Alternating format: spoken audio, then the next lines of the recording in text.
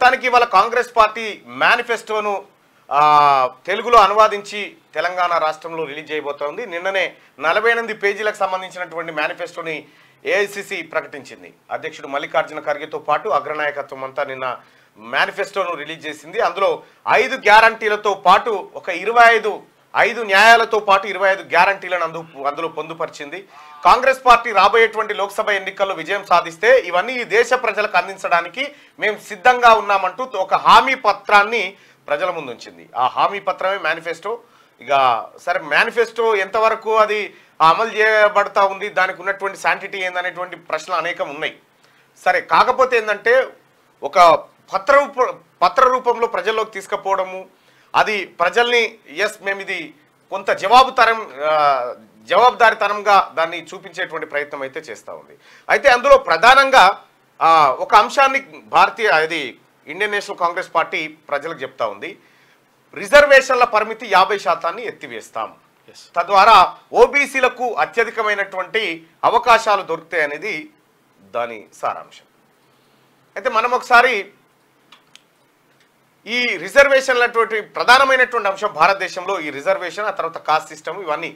కానీ రిజర్వేషన్ల విషయానికి వస్తే కాకా కాలేర్కర్ కమిషన్ నుంచి బీపీ మండల్ కమిషన్ వరకు, ఆ తర్వాత జనతా సర్కార్, ఆ తర్వాత విపి సింగ్ వరకు ఈ రిజర్వేషన్లకు సంబంధించినటువంటి ఒక అంశం చర్చకు వచ్చింది, తెరపైకి వచ్చింది. ముఖ్యంగా బీపీ మండల్ 1979 నవంబర్లో ఈ కమిషన్ ఏర్పాటు చేసినారు. అప్పుడు జనతా సర్కార్ ఉండే, మొరార్జీ దేశాయ్ ప్రధానమంత్రిగా ఉన్నాడు.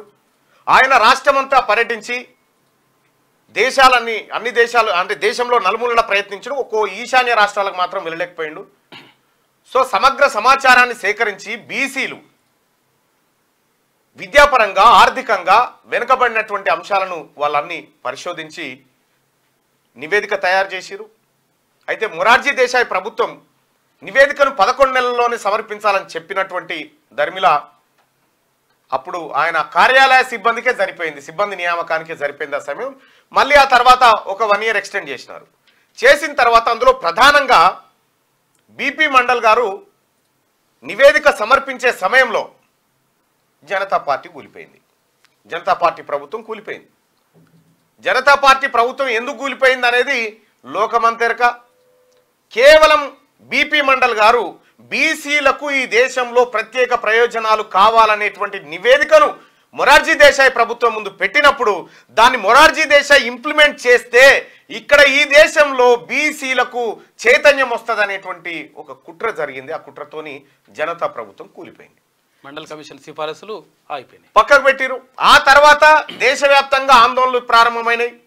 ఇక్కడ తమిళనాడులో నుంచి మొదలు పెడితే బీహార్, యూపీలో మాత్రం మండల్ నివేదికను ఇంప్లిమెంట్ చేయొద్దని చెప్పి వ్యతిరేక ర్యాలీ తీసిరు.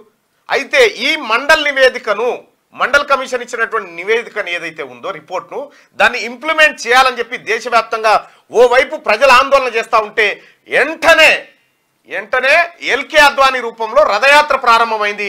మాకు మండలొద్దు, మందిర్ కావాలని పెట్టిరు. మాకు మండలొద్దు, మాకు మందిరే ముఖ్యమని ఎల్కే అద్వానీ రథయాత్ర పెడితే మొత్తం ఇక్కడ ఉన్నటువంటి నిమ్న వర్గాల ప్రజలంతా మందిరాన్ని మొక్కిరు, డైవర్ట్ అయిపోయారు. అసలు మండల్ నివేదిక అడవైపోయింది. ఆ మండల్ నివేదికలో 27% రిజర్వేషన్ ఓబీసీలకు కల్పించాలనేటువంటి ఉద్దేశంతో బీపీ మండల్ గారు రికమెండ్ చేస్తే ఆ ఓబీసీ రిజర్వేషన్ ఇవ్వడానికి కూడా 27% రిజర్వేషన్ ఇస్తే 49% అవుతుంది అప్పటికి. అది ఇవ్వడానికి కూడా అప్పటి ప్రభుత్వాలు ఒప్పుకోకపోతే కాన్షీరామ్ లాంటి వాళ్ళు 40 రోజుల పాటు మండల్ నివేదికలను అమలు చేయండి, కుర్చీ అన్న దిగిపోండి అనేటువంటి నినాదంతో ఆయన చేస్తూ ఉంటే ఈ వర్గాలు ఎవరు ఆయనకు మద్దతు ఇయ్యలే, ఎవరు పట్టించుకోలే. ఈ దేశంలో ఓబీసీలకు రిజర్వేషన్ కావాలని అనేక పోరాటాలు జరిగితే చివరికి 1993లో 27% రిజర్వేషన్ను భారత ప్రభుత్వం ఓబీసీల కోసం తీసుకొచ్చింది. దాంట్లో కూడా మళ్ళీ క్రిమిలేయర్స్, రకరకాల ఆంక్షల మధ్య క్రిమిలేయర్ పెట్టిరు. అంటే ఒక బీసీల కోసం 27% రిజర్వేషన్ రావడానికి మొరార్జీ దేశాయ్ పోయిన తర్వాత ఇందిరాగాంధీ గారు వచ్చిరు, తర్వాత రాజీవ్ గాంధీ గారు వచ్చిరు, తర్వాత పివి నరసింహారావు గారు వచ్చిరు. ఎవరు వచ్చినా కూడా అది ముంగడ వాళ్ళే. ఇంప్లిమెంటేషన్ 27%కే ఈ దేశంలో అనేక అడ్డంకులు సృష్టించినటువంటి ధర్మిల ఇప్పుడు 50% రిజర్వేషన్ ఎత్తివేస్తామని కాంగ్రెస్ మేనిఫెస్టోలో పెట్టడం పెద్ద చర్చ. ఇది జరుగుతున్నటువంటి అంశం. మరి ఎంతవరకు దీన్ని ఇంప్లిమెంట్ చేస్తారు, ఎంతవరకు చేయబోతా ఉన్నారు? కులగణన అనేటువంటి అంశాన్ని రాహుల్ గాంధీ గారు చర్చ మీద తీసుకొచ్చినారు. ఈ కులగణన ద్వారా దేశంలో ఉన్నటువంటి ప్రతి తలను కులాల వారీగా లెక్కించేటువంటి ఒక కార్యక్రమాన్ని చేసిరు. గణతంత్ర అంటే అదే, భారతదేశం గణతంత్ర దేశం అని చెప్తా ఉంటారు. గణించడం, ప్రతి తలను లెక్క పెట్టడం. కాకపోతే ఇప్పుడు కాస్ట్ వైజ్గా లెక్క పెడతామనేది చెప్తా ఉన్నారు. ఇక్కడ ప్రజలంతా గుర్తించుకోవాల్సింది ఏంటంటే, ఈ దేశంలో ముస్లింలు ఎంతమంది ఉన్నారో లెక్క ఉంది, ఎస్టీలు ఎంతమంది ఉన్నారో లెక్క ఉంది, తర్వాత ఎస్టీలు ఎంతమంది ఉన్నారో లెక్క ఉంది, బీసీలను లెక్క పెడతా అని చెప్తా ఉన్నారు. ఎస్, లెక్క పెట్టాల్సిందే. కానీ బీసీలు మెజారిటీగా ఉన్నారు కదా, ఇక మిగిలింది ఓసీలే కదా. ఆ ఓసీలను లెక్క పెడితే మిగిలిన వాళ్ళంతా బీసీలే కదా. ఆ ప్రయత్నం జరగలే. అనేక మంది మహనీయులు ఈ దేశంలో ఈ ప్రజల కోసం, ఈ అణగారిన వర్గాల కోసం వాళ్ళ జీవితాలను త్యాగం చేసి, వాళ్ళ జీవితాలు మొత్తం వీటి కోసమే పనంగా పెట్టి కొట్లాడినటువంటి మహనీయులు అదృష్టం కొద్ది ఏప్రిల్ నెలలో పుట్టిరు. అంబేద్కర్ కానీ, జగజీవన్ రావు కానీ, ఇటువంటి వాళ్ళు ఏప్రిల్ నెలలో పుడితే దాన్ని మనని ఏప్రిల్ ఫూల్ అని చేసి పారేసారు. కథం ఫూల్స్ డే అయిపోయింది. ఈ ఏప్రిల్ నెల అత్యంత పవిత్రమైనటువంటి నెల. ఈ పవిత్రమైనటువంటి నెలలో మనం జరుపుకోవాల్సినటువంటి పండగలు యాటలు కోసుక తినుడు కాదు. మనం స్మరించుకోవాల్సిన మహిళలు ఎంతో మంది ఉన్నారు. ఇవాళ ఏప్రిల్ 6 తారీఖు. ఈ ప్రస్తావన ఎందుకు చెప్తా ఉన్నంటే, చెల్లె రేలారే రేలా గంగా ఒక పాటను, మహనీయులకు సంబంధించినటువంటి ఒక పాటను ఇవాళ ఈ ప్రపంచం ముందుకు తీసుకొచ్చింది. ఆ పాటను ఒకసారి మార్నింగ్ న్యూస్లో చూద్దామన్న ఉద్దేశంతో అలాగే చెల్లెని కూడా ఆహ్వానించడం జరిగింది. దా చెల్లె. అలాగే బాంబే నారాయణ గారు ఈ పాటను రండన్న. ఈ పాటకు నిర్మాత వెన్నుముక లాంటి వ్యక్తి ఈ పాటను అందించిండు. నారాయణ అన్న బాంబేలో తెలుగు వారందరినీ ఒకతాటికి తేవడం కోసం ఆయన చేసినటువంటి ప్రయత్నాలు, పైసలు లేక, బస్ కిరాయి ఛార్జీలు లేక ఇంటింటికి తిరిగిపోయి అందరికి జమ చేసి తెలుగువారి ఐక్యత అంటూ ఆ రోజుల్లోనే తెలుగువారి కోసం పత్రికను ఏర్పాటు చేసినటువంటి గొప్ప వ్యక్తి. ఈ పాటకు సహకరించడం. చెల్లె గంగా మీకు తెలుసు, అనేకమైనటువంటి సామాజిక స్పృహ ఉన్నటువంటి ఏది పాటలను మన ముందుకు తీసుకొచ్చింది. చెల్లె సారథ్యంలో నారాయణన్న సహకారంతో వచ్చినటువంటి ఈ పాటను ఒక్కసారి చూద్దాం. ఎక్కడుందిరా? యూట్యూబ్లో ఉంటుందిరా.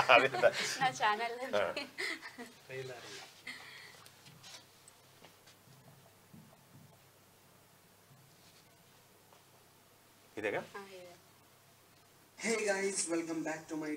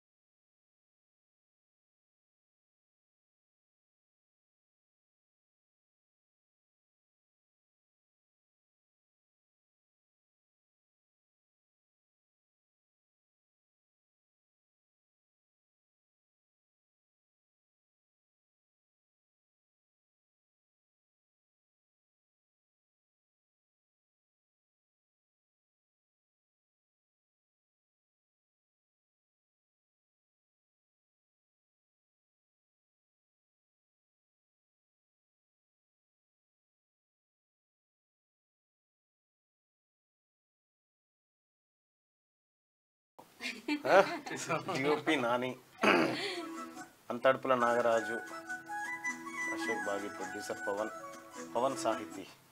అచ్చా అచ్చా అచ్చా, ఓకే ఓకే.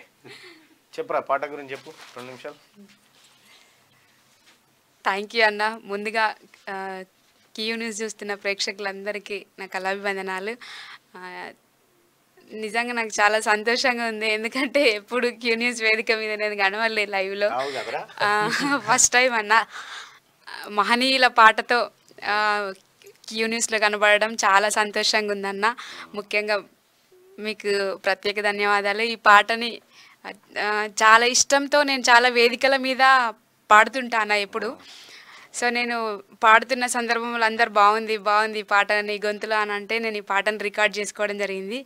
ఫస్ట్ ఈ పాట ఎవరు రాసిరని నాకు తెలియదు అన్న. నేను నార్మల్గా వేదికల మీద పాడుతుంటే తర్వాత కనుక్కుంటే భీమసేన్ అన్న రాసిండు, సిద్దిపేటలో ఉంటాడు అని అంటే అన్న నెంబర్ తీసుకొని అన్నకి కాల్ చేయగానే అన్న నేను పాడుకుంటా అన్న ఈ పాట రికార్డ్ చేసుకుంటానంటే అయ్యో తప్పకుండా చెల్లె పాడుకోరా అని చెప్పి అన్న అనగానే రికార్డ్ చేసిన తర్వాత లాస్ట్ ఇయర్ ఇది రికార్డ్ అయిందన్న.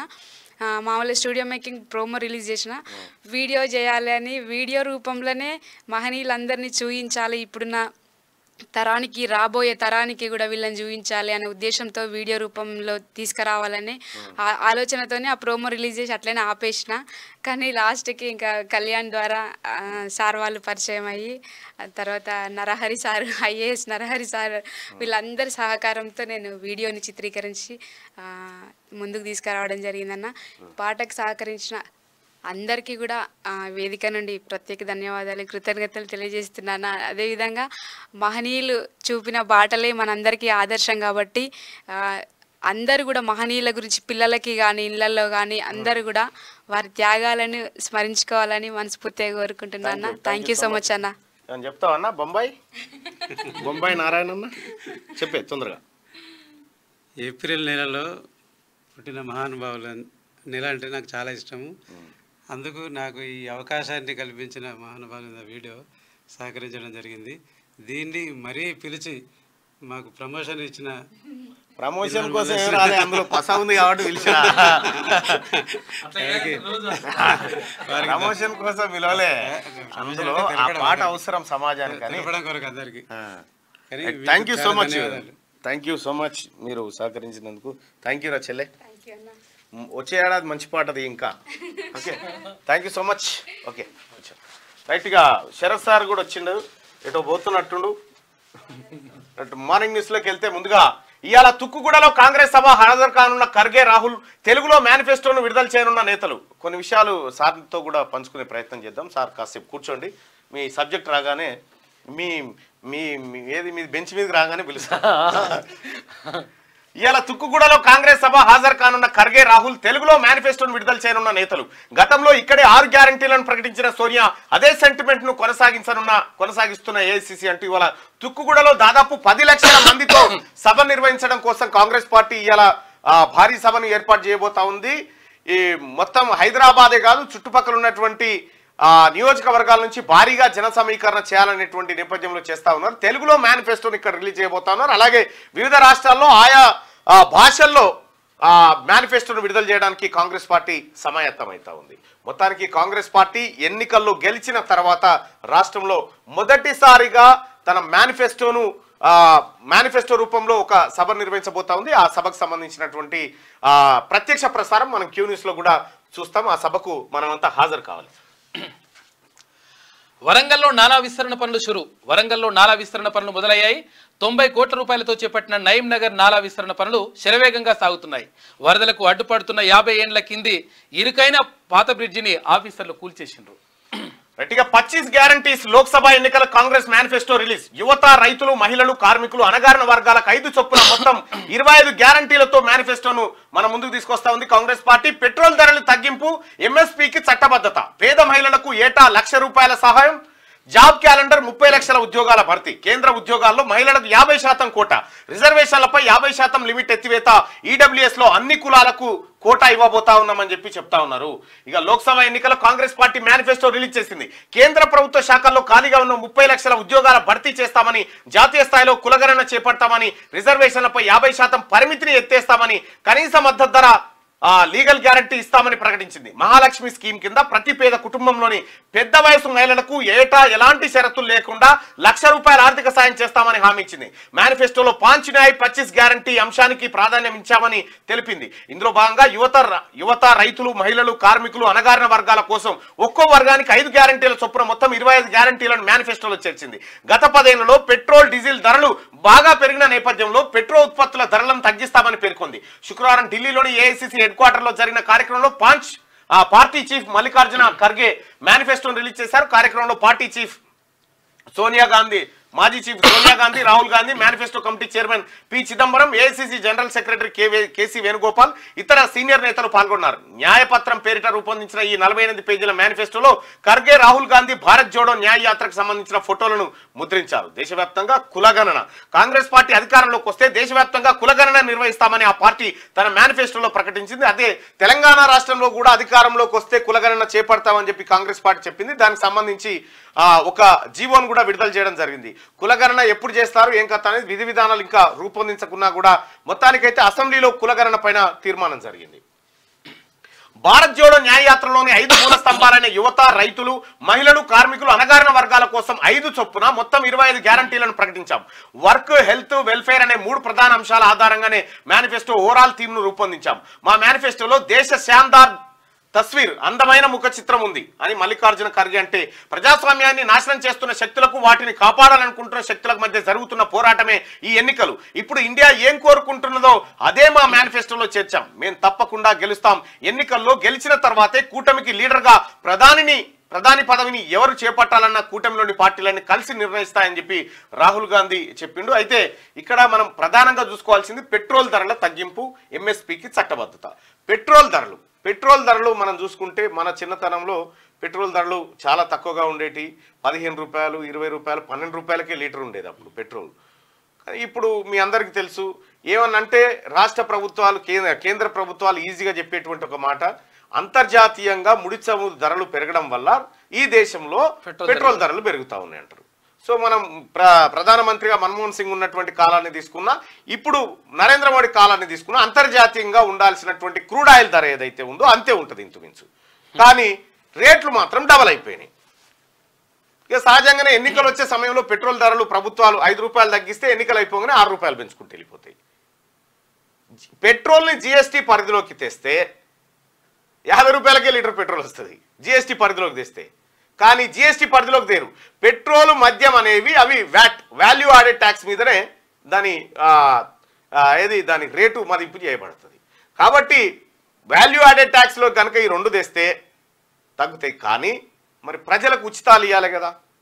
ఈ ఫ్రీగా ఇప్పుడు సహజంగా మన ఇండియన్స్కి ఈ అభివృద్ధి చెందినటువంటి దేశాలకు మధ్యలో ఉన్నటువంటి ఒక అంశాన్ని మనం కనుక పరిశీలిస్తే మనము ఎట్లా ఆలోచిస్తాము, అమెరికా ప్రజలు ఎట్లా ఆలోచిస్తారు, లేదంటే స్విట్జర్లాండ్ ప్రజలు ఎట్లా ఆలోచిస్తారు అనేది మనం ఒకసారి చూస్తే మేనిఫెస్టో విడుదల చేయగానే మనకు ₹1,00,000 మనకు మహిళలకు ₹1,00,000 ఇస్తారట కదా, లేకపోతే మనకు ఫ్రీగా ఇంకేదో చేస్తారటగా.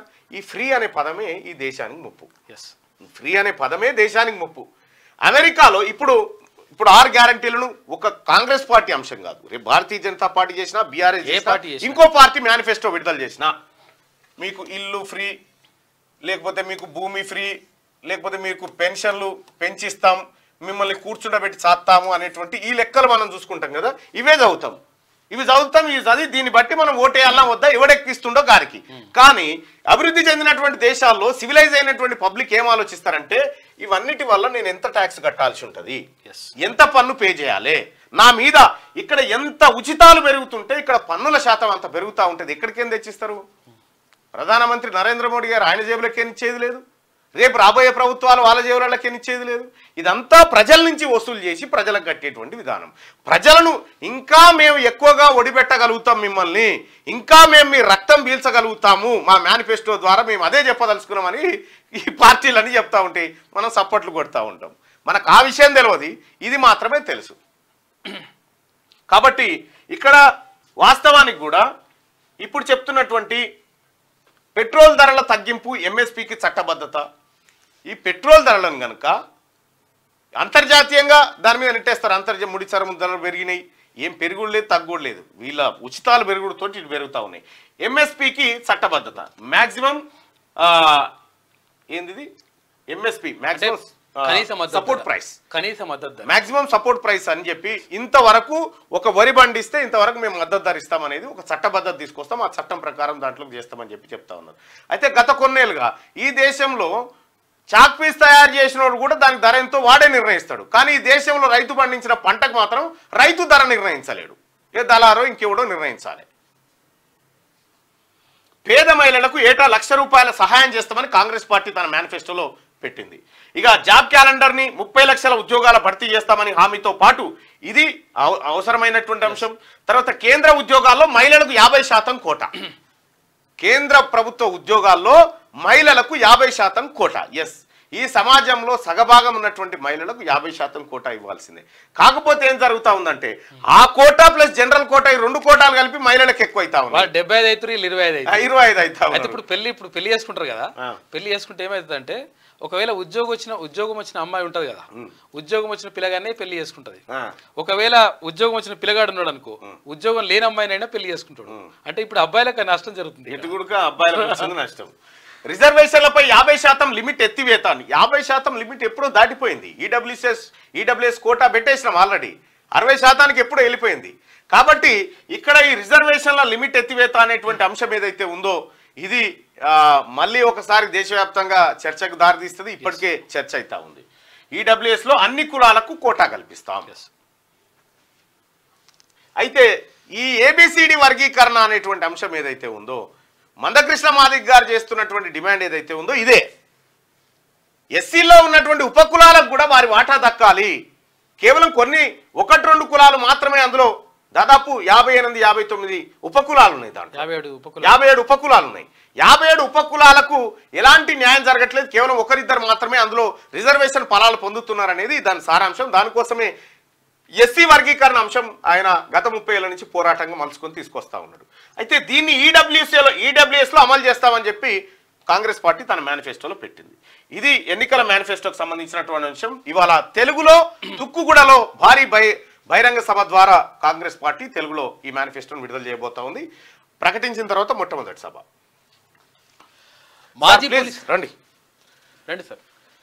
మాజీ పోలీస్ అధికారి శివానంద రెడ్డికి నోటీసులు. బుద్వెల్లోని 26 ఎకరాల అసైన్డ్ భూముల అక్రమ కొనుగోళ్ల కేసులో సిసిఎస్ పోలీసులు దర్యాప్తు ముమ్మరం చేశారు. మాజీ పోలీస్ అధికారి శివానంద రెడ్డి, ఆరోగ్యం రెడ్డికి నోటీసులు జారీ చేసిండ్రు. మాజీ పోలీస్ అధికారి శివానంద రెడ్డికి నోటీసులు. ఆయన ఏది మన నందికొట్కూరులో ఆయనని అరెస్ట్ చేయడానికో లేకపోతే విచారించడానికో పోతే పారిపోయినటువంటి పరిస్థితి. సో ఎక్కడ ఆంధ్రప్రదేశ్లో ఎక్కడ కూడా నాయకులంతా మరి ఎక్కడెక్కడలో వచ్చి చుట్టుపక్కలనే బిజినెస్ చేసిపోతా ఉన్నారు. ఈ వ్యవహారం అట్లుంటే ఏమైంది సార్? ఇది రికార్డింగ్ ఏం దాకా వచ్చింది? టెలిఫోన్ ట్యాపింగ్ ఇంకా విచారణ జరుగుతుంది.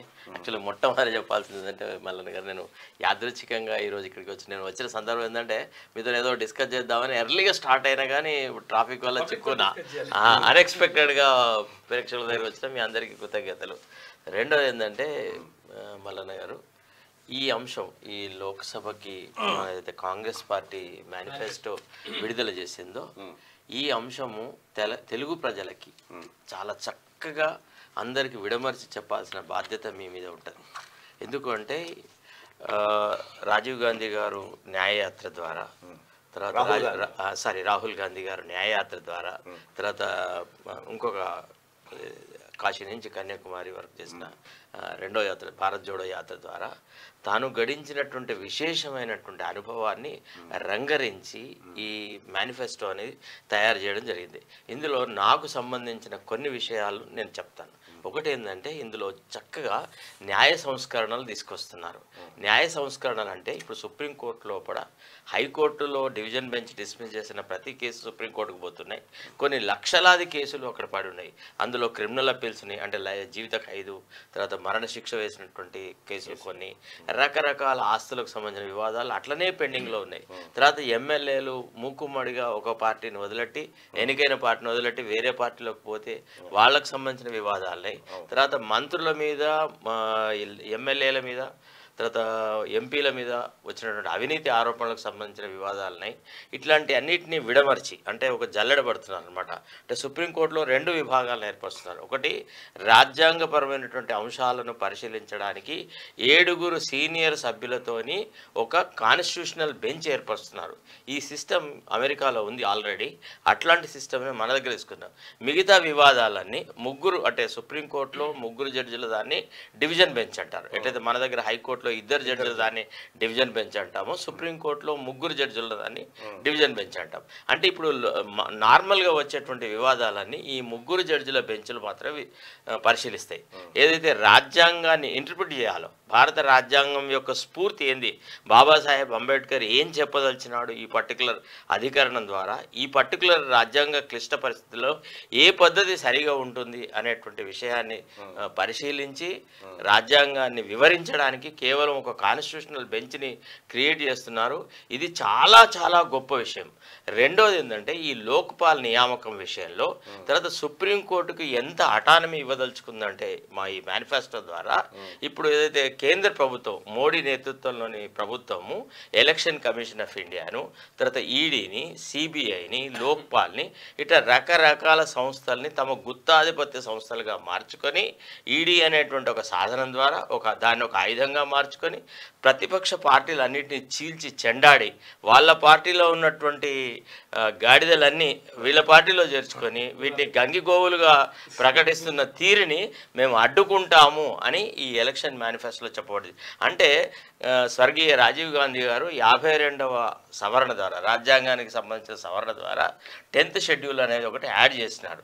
దానివల్ల ఏంటంటే ఒక పార్టీ సింబల్ మీద ఎన్నికైన వ్యక్తి మరో పార్టీలోకి చేరితే అది తప్పు, స్ప్లిట్గా జరగాలి. అంటే 2/3 మెంబర్స్ స్ప్లిట్ అయితే తప్ప ఒక విధానపరమైన అంశం మీద ఆయా శాసనసభ్యులు కానీ ఎంపీలు కానీ తమ పార్టీతో విభేదించి వేరే పార్టీలకు చేరే పొందుబాటు కల్పించినారు.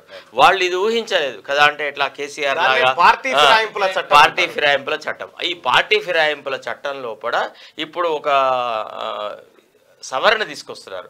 దీని ప్రకారం ఏంటంటే ఒకవేళ కాంగ్రెస్ ప్రభుత్వం కనుక కేంద్రంలో ఏర్పడే పక్షంలో ఏ వ్యక్తి అయినా కానీ ఎంతమంది అయినా ఉండని, వాళ్ళు 2/3 ఉండని 190 మొత్తం కంప్లీట్ సభ్యులు కూడా ఒకవేళ జెండా మారిస్తే వాళ్ళందరూ వాళ్ళ సభ్యత్వం ఆటోమేటిక్గా కోల్పోయేటువంటి ఒక సవరణని రాజ్యాంగానికి తీసుకొస్తున్నారు. ఇది భారతదేశంలో కూడా ఒక రాజకీయ వ్యవస్థను ప్రక్షాళన చేయడానికి చాలా అత్యధికంగా ఉపయోగపడుతుంది. రెండోది ఒక ముఖ్యమైన అంశం నిన్న రాహుల్ గాంధీ గారు, మల్లికార్జున ఖర్గే గారు నిజంగా ఒక గొప్ప విషయం ఏంటంటే ఒక భీష్మాచార్యుడు లాగా మల్లికార్జున ఖర్గే గారు, ఒక అభిమన్యుడు లాగా ఒక రాహుల్ గాంధీ చాలా చక్కని ఒక తాల్మీల్తో ఒక మంచి విధాన నిర్ణయాలు చేస్తున్నారు. ఈయన నిన్న ఒక విషయం చెప్తున్నాడు. ఏమని అంటే ఇప్పుడు లోక్సభ స్పీకర్లుగా ఉన్నవాళ్ళు లేదా రాష్ట్రాల శాసనసభల స్పీకర్లు ఉన్నవాళ్ళు వీళ్ళు ఆయా అధికార పార్టీలు సంబంధించిన వ్యక్తులు అయి ఉండి వీళ్ళు ఏది చెప్తే అదే చేస్తున్నారు. ఇప్పుడు గతంలో ఇప్పుడు కాంగ్రెస్ నుంచి ఎన్నికై తర్వాత కాంగ్రెస్ పార్టీ నుంచి టీఆర్ఎస్లోకి వచ్చిన 12 మంది ఎమ్మెల్యేల విషయంలో కానీ అంతకుముందు సురేష్ రెడ్డి స్పీకర్గా ఉండి చేసిన నిర్వాహకం కానీ ఇట్లాంటివన్నీ జరగకుండా స్పీకర్గా ఎన్నికైన మరుక్షణమే ఆయన ఆ అధికార పార్టీకి రాజీనామా చేసేసి అధికార పార్టీ స్పీకర్ మీద ఏ రకమైనటువంటి నియంత్రణ లేకుండా చేసేటువంటిది ఒక ప్రక్రియ. తర్వాత ఇంకొక గొప్ప గణనీయమైన మార్పు ఏంది అని అంటే కంపల్సరిగా 365 రోజులు అంటే ఒక సంవత్సర కాలంలో కూడా 100 రోజులు కంపల్సరీగా పార్లమెంటులు శాసనసభలు తమ సమావేశాలు జరుపుతాయి. అంటే తమకు వీలున్నప్పుడు తమకు అవసరం ఉన్నప్పుడు ఒక బిల్లును పాస్ చేయించుకోవడానికి 24 గంటల వ్యవధి లోపల శాసనసభను కానీ పార్లమెంటును కానీ సమావేశపరిచి తమ పబ్బం గడుచుకునేటువంటి ప్రక్రియకి ఇప్పుడు రద్దవుతుంది. అట్లాంటి ప్రక్రియ ఏది ఉండదు అనేది రెండో మూల ఉద్దేశంతో ఈనాడు తీసుకొచ్చిన అనమాట. ఇది యాంటీ డిఫెక్షన్కి సంబంధించి. తర్వాత ఇంకా చాలా చాలా విషయాలు తీసుకొచ్చినారు. ఇప్పుడు అంటే గ్రామీణ రైతాంగంలో కూడా ఎవరైతే రాహుల్ గాంధీ గారు ప్రజలతో మాట్లాడినారు అంటే డైరెక్ట్ ఇంటరాక్షన్ అనేది ఒక మూల ఉద్దేశంతోనే ఆయన ఈ న్యాయ న్యాయ యాత్ర కానీ లేదా భారత్ జోడో యాత్ర కానీ తీసుకొచ్చినాడు. దేశంలో విభిన్న కులాల మధ్య విభిన్న మతాల మధ్య ఒక వైషమ్యం ఏర్పడింది. ఇవాళ దేశంలో చాలా అశాంతికి కారణము ప్రభుత్వం వాళ్ళ వ్యక్తిగత విషయాలలో కూడా తలదూర్చడం అని. అయితే ఈ మన మేనిఫెస్టో ద్వారా ఒక ప్రామిస్ చేయడం జరిగింది. అంటే కట్టుబట్టల విషయంలో కానీ మన ఆచార సాంప్రదాయాల విషయంలో కానీ మీ ఆహారపు అలవాట్లలో కానీ ప్రభుత్వం ఏ రకంగా కూడా ఇంటర్ఫియర్ కాదు. ఎందుకంటే కర్ణాటకలో హిజబ్ మీద జరిగినటువంటి వివాదాన్ని దృష్టిలో పెట్టుకొని ఈ రకమైనటువంటి మార్పులు చేస్తున్నాము అని చెప్పబడింది. తర్వాత ఒక్కటి, కాంగ్రెస్ అధికారంలోకి వస్తుంది రాదు వేరు, కానీ ఒక 115 సంవత్సరాలు ఈ దేశాన్ని ఏలుకున్నటువంటి ఒక పార్టీగా విశేషమైనటువంటి అనుభవం గడించింది.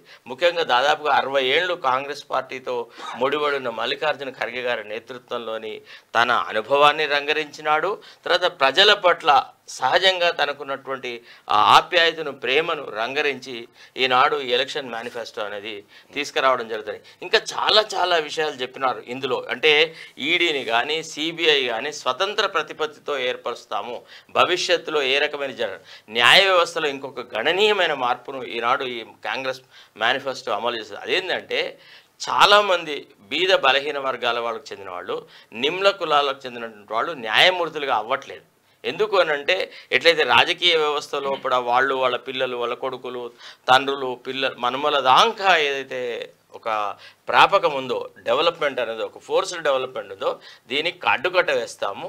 కంపల్సరీగా న్యూనతమైనటువంటి కులాలకు, అంటే ఎవరైతే అభివృద్ధికి నోచుకోలేదో ఎస్సీలకు ఎస్టీలకు తర్వాత విభిన్న రకాలైనటువంటి బీసీలకు కూడా సమాన ప్రతిపత్తి కలిపి న్యాయ వ్యవస్థ లోపల వాళ్ళ ప్రాతినిధ్యం పెంచుతామన్నారు. ఇది చాలా చాలా ఇంపార్టెంట్. మన కొలీజియం సిస్టమ్ను కూడా తీసేస్తున్నారు. కొలీజియం సిస్టమ్ తీసేసేసి మళ్ళీ న్యాయమూర్తుల అపాయింట్మెంట్ను చాలా ట్రాన్స్పరెంట్గా చేసేసి ఒక పద్ధతి ప్రకారంగా చేస్తాము అనేటువంటి మాట ఈనాడు ఎలక్షన్ మన మేనిఫెస్టో లోపల కాంగ్రెస్ వాళ్ళు చెప్పినారు. నిజానికి నిన్నటి ఏదైతే మన మేనిఫెస్టో అయితే రిలీజ్ అయిందో ఇది పార్టీ అధికారంలోకి వస్తుందా రాదా లేదా ఇంకేం జరుగుతుంది, దేశ ప్రజలు ఈనాడు ఏం ఆలోచిస్తారు, ప్రస్తుత పరిస్థితులలో జరుగుతున్నటువంటి వ్యవస్థను కూలదోసేసి ఒక ప్రజాస్వామ్యమైన పరిపాలన తీసుకురావడానికి కృషి చేస్తే ఇది చాలా అద్భుతమైనటువంటి మేనిఫెస్టో. తర్వాత ఎంప్లాయ్మెంట్ గ్యారంటీల విషయంలో కూడా కంపల్సరీగా ఒక గొప్ప విషయం ప్రతిపాదించినారు. అది యువకులకు ఉద్దేశించింది ముఖ్యంగా. అంటే ఇప్పుడు మనం ఇంజనీరింగ్ చదువుతున్నాము, డాక్టర్ చదువుతున్నాము, లేకపోతే ఇంకేదైనా చదువుతున్నాము, అంటే అప్రెంటిస్ రావాల్సినటువంటి పనులు ఇప్పుడు ఐటీఐ ఉంది, లేకపోతే ఇంకా పాలిటెక్నిక్లలో చదివే వాళ్ళకి ఏంటంటే రాగానే ఇమీడియట్గా అప్రెంటిస్ దొరకట్లేదు.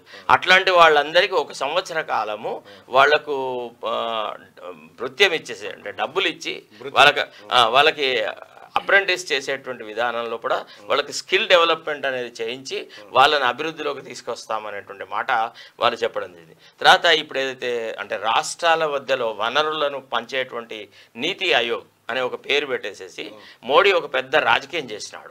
అసలు యాక్చువల్లీ ఇంతకుముందు ఎన్డీసీ అని ఉండేది, నేషనల్ డెవలప్మెంట్ కౌన్సిల్ అని ఉండేది. దాంట్లో అందరూ ముఖ్యమంత్రులు మెంబర్లుగా ఉండి ప్రధానమంత్రి అధ్యక్షతలో కూడా అది జరిగేది.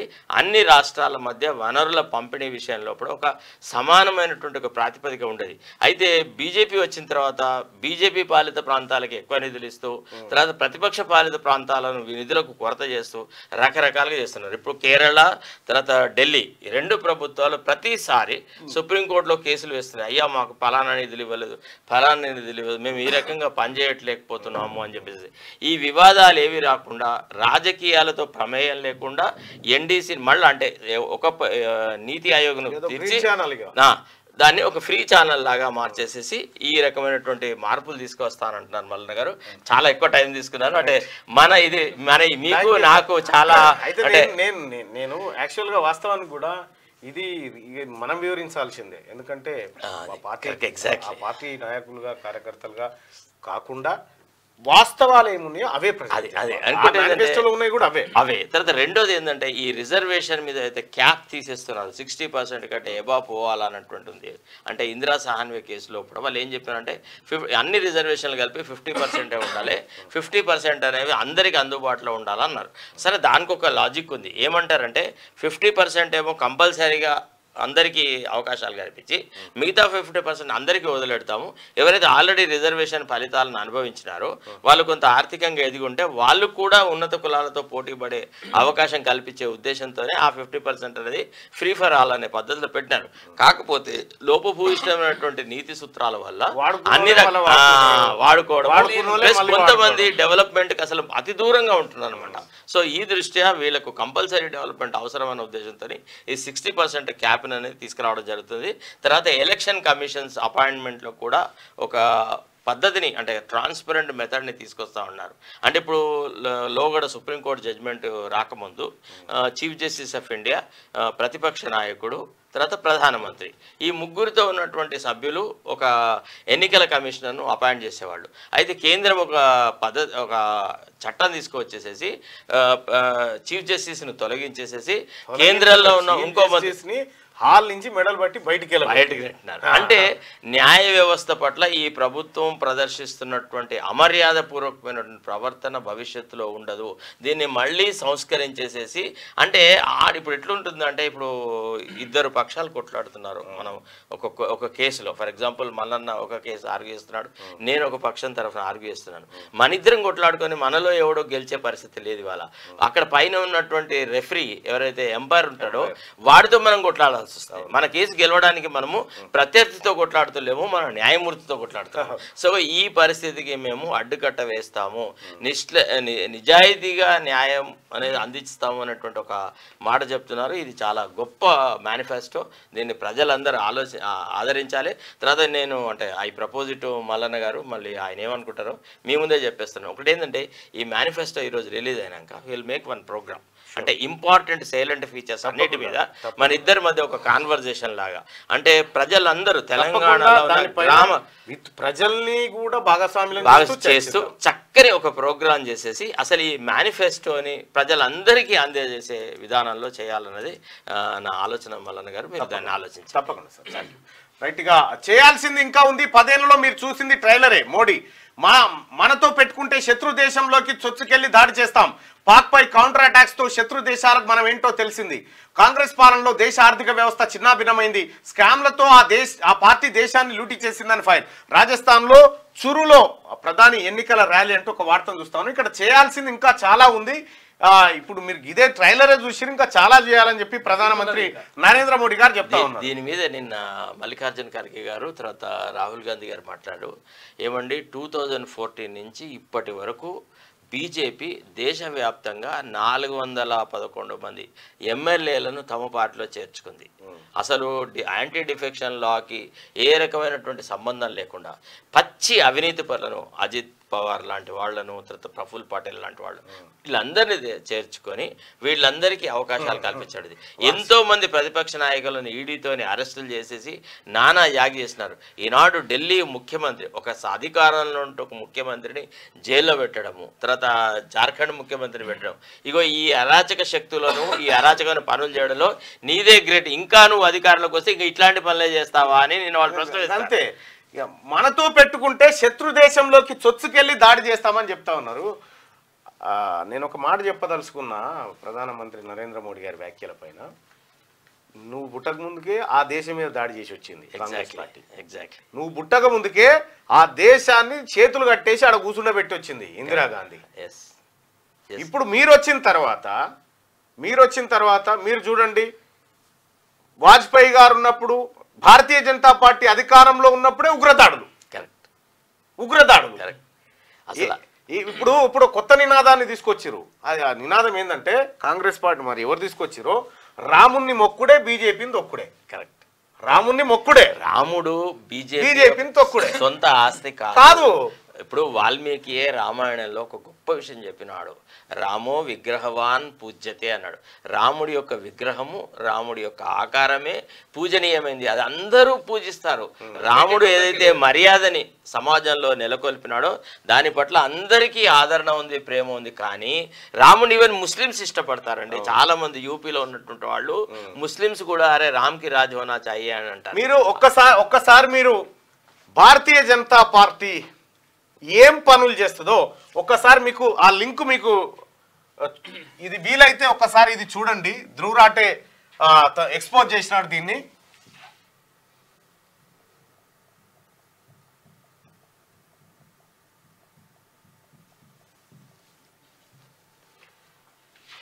ఈ వీడియోను చూడండి. వీలైతే ఈ వీడియోను మీరు పరిశీలించండి. Bharatiya Janata party IT cell ఎటువంటి ప్రాపగాండా చేస్తుందో అది అసలు వీళ్ళకు సంబంధం. ముస్లిం పేజీలను వీళ్ళే నడిపిస్తారట. ఇది ఎవరో చెప్తుంది కాదు, అదే ఐటీ సెల్లో పనిచేసి బయటికి వచ్చినటువంటి ఒక అబ్బాయి ఇదేందిరా నాయన, ఇదెక్కడి కథ అంటే లేని సమస్యను సృష్టించి ప్రజల మధ్య మతాలుగా విడగొట్టి మొత్తం ఇదే కథ. అయితే దీన్ని వీళ్ళ టార్గెట్ ఏందట అంటే భారతదేశాన్ని 1818 నాటి భారతదేశాన్ని తీసుకుపోవన్నట. సనాతన ఇది ఓల్డ్ ఇతనే వికాస్ పాండే అని చెప్పి ఇతనే ఏంది ఏ వాసు కూర్చోండి. అయితే ఇక్కడ వికాస్ పాండే అనేటువంటి ఈ వ్యక్తి బీజేపీ ఐటీ సెల్లో పనిచేసినటువంటి వ్యక్తి. మీరు ఎప్పుడైనా యూట్యూబ్ లో అవకాశం ఉంటే చూడండి, BJP IT cell insider interview with Dhruv Rathee. ఈ ఇంటర్వ్యూ చూడండి, మీకు కంప్లీట్ గా పిక్చర్ అర్థమైపోతుంది. భారతీయ జనతా పార్టీ ఇప్పటి వరకు చేస్తుంది ఏం చేసింది, దాని వ్యవహారం ఎట్లుంటది అనేది చూస్తే ఇంకా దీంట్లో ఇగో భారతీయ సూపర్ 150 అని ఉంటుందట. సూపర్ 150 అంటే సోషల్ మీడియాలో భారతీయ జనతా పార్టీకి అనుకూలంగా పనిచేసేటువంటి సూపర్ 150 టీంను ప్రధానమంత్రి నరేంద్ర మోడీ గారు మాత్రం కలిసట వాళ్ళని. వీళ్ళ ట్విట్టర్లలో అబ్యూజివ్ లాంగ్వేజ్ యూజ్ చేసేటువంటి వ్యక్తులు వీళ్ళు. ఇట్లా ఆధారాలతో సహా ధ్రువ్ రాటే తీసుకొచ్చినాడు. ఇంకా అదే కాదు, వీళ్ళు ఏం చేస్తారంటే కుల మతాల పంచాయతీలు ఎట్లా పెట్టాలి, ఎక్కడెక్కడ చేయాలి, ఏ దాన్ని ట్రెండింగ్ లోకి తేవాలి, ప్రాపగాండా ఎట్లా చేయాలి. ఇక్కడ కనిపిస్తున్నటువంటి Indian army fans club, Indian support Indian army, ఇవన్నీ భారతీయ జనతా పార్టీ, దీనికి ఆర్మీకి సంబంధం లేదు. వీళ్ళే నిర్వహిస్తారు. వీళ్ళే నిర్వహించి please close the door, close the door. ఇవన్నిటిని భారతీయ జనతా పార్టీ నిర్వహిస్తుంది. నిర్వహించి ఏం చేస్తారంటే ఆర్మీ మొత్తం వీళ్ళ సొంతమైనట్టుగా, రాముడు మొత్తం వీళ్ళ సొంతమైనట్టుగా. అసలు భారతీయ జనతా పార్టీకి ఆర్మీకి సంబంధం లేదు, భారతీయ జనతా పార్టీకి రామునికి సంబంధం లేదు. ఇది రాముడు అందరి వాడు, భారత సైన్యం ఈ భారతదేశ ఆస్తి. ఇటీవల కాలంలో ఆర్మీలో రాజకీయాలు చొప్పిస్తున్నారు. పుల్వామా దాడి తర్వాత సత్పాల్ మలిక్ ఏదైతే విషయం చెప్పినాడో, అంత పెద్ద ఆర్మీ జవాన్లని రోడ్డు మార్గం ద్వారా తీసుకురావడం వల్ల ఎక్స్ట్రీమిస్టులు వాళ్ళ మీద అటాక్ చేసేసి జమ్మూ కాశ్మీర్ గవర్నర్ చెప్తున్నటువంటి మాట ఎంత భయంకరమైందంటే, అసలు వాళ్ళని ఎయిర్ లిఫ్ట్ చేయాల్సినటువంటి జవాన్లని రోడ్డు మార్గం ద్వారా తీసుకొచ్చి కనీసం పెట్రోలింగ్, అంబుష్ లాంటి వ్యవహారాలు ఏం చేయకుండా వాళ్ళ చావు కారణమైంది భారత ప్రభుత్వమే అని ఆయన జమ్మూ కాశ్మీర్ గవర్నర్ చెప్తే, ఇదే అంశాన్ని నరేంద్ర మోడీ గారికి ఆయన విన్నవించుకుంటే, నువ్వు ఆ మాట మాట్లాడొద్దన్నాడు. నువ్వు ఆ మాట మాట్లాడకు, మన పార్టీ మేము దాన్ని ఉపయోగించుకుంటాము భవిష్యత్తులో అని చెప్పి అజిత్ దోమల్ వీళ్ళంతా చెప్పేసేసి పుల్వామా దాడి బేసిస్ మీదనే 2018లో గెలిచారు. తర్వాత దాన్ని రకరకాలుగా వాడుకుంటున్నారు. అంటే ఈవెన్ రాముడి మీద ఎట్లయితే గుత్తాధిపత్యం పెట్టినారో, ఇండియన్ ఆర్మీ అంటే కూడా భారతీయ జనతా పార్టీకి ఒక వింగ్ అనేలాగా మారుస్తున్నారు. అట్లా మార్చారు. ఇంకో విషయం ఏంటంటే, భారత ఎన్నికల నియమావళిలో భారత సైన్యం పేరు ఉచ్చరించి ఓట్లు అడగడానికి వీల్లేదు. Correct, exact. నువ్వు ఎట్లా వాడతావు? భారతీయ జనతా పార్టీ కోటేస్తే పుల్వామా అమరులకు వేసినట్టు అని చెప్తాడు ప్రధానమంత్రి. ఇంకోటి ఏంటంటే, మనము గత కాంగ్రెస్ ప్రభుత్వాల హయాంలో ఆర్మీ జనరల్స్ కానీ నావీ హెడ్స్ కానీ అపాయింట్ అయిన తర్వాత విశేషమైన సేవ చేసేసి ప్రాణాలు అర్పించినటువంటి వాళ్ళు ఆ గత ప్రభుత్వాల టర్మ్లో ఏర్పడ్డారు. ఇప్పుడు వచ్చిన వాళ్ళు అంతంతే ఉన్నారు. వీళ్ళ వల్ల జరిగిన యుద్ధాలు లేవు, వీళ్ళు సాధించలేదు. ఆనాడు పాకిస్తాన్లో అయితే కల్లోలం ఉండిందో దాన్ని విడగొట్టకపోతే, బంగ్లాదేశ్ లాగా విడగొట్టకపోతే మన దేశం సర్వనాశనం అవుతుందని ప్రతిపక్షాలన్నీ చెప్తే, అటల్ బిహారీ వాజ్పేయి యొక్క సలహా మేరకే ఆనాడు పాకిస్తాన్ విడగొట్టి పాకిస్తాన్ బంగ్లాదేశ్ గా అసలు ఇందిరాగాంధీ వాజ్పేయి గారు అన్నారు, దుర్గామాత అని ఇందిరాగాంధీని పొగిడినారు.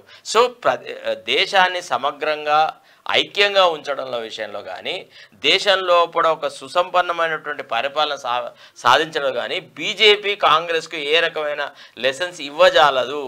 దానికి అంత సామర్థ్యం లేదు. బీజేపీ 10 ఏళ్లలో చేసిన అభివృద్ధి ట్రైలర్ మాత్రమేనని చేయాల్సింది. ఒకవేళ భారతీయ జనతా పార్టీ కనుక ఈసారి మళ్ళీ గెలిస్తే, ఇది ఎవరో గారు మళ్ళీ గెలిస్తే ఈ దేశంలో ఇక ఎన్నికలు ఉండవు. చైనా తరహాలో ఆ జిన్పింగ్ లెక్క శాశ్వత ప్రధానమంత్రిగా నరేంద్ర మోడీ ప్రకటించుకుంటాడు, అయిపోతుందని చెప్పిండు. ఇది చెప్పింది ఎవరో కాదు, భారతీయ జనతా పార్టీలో ఉండి ఆ పార్టీ కేంద్ర ఆర్థిక మంత్రిగా పనిచేస్తున్న నిర్మలా సీతారామన్ మాజీ భర్తను తాజా భర్తను పరకాల ప్రభాకర్ గారు చెప్పినటువంటి మాట.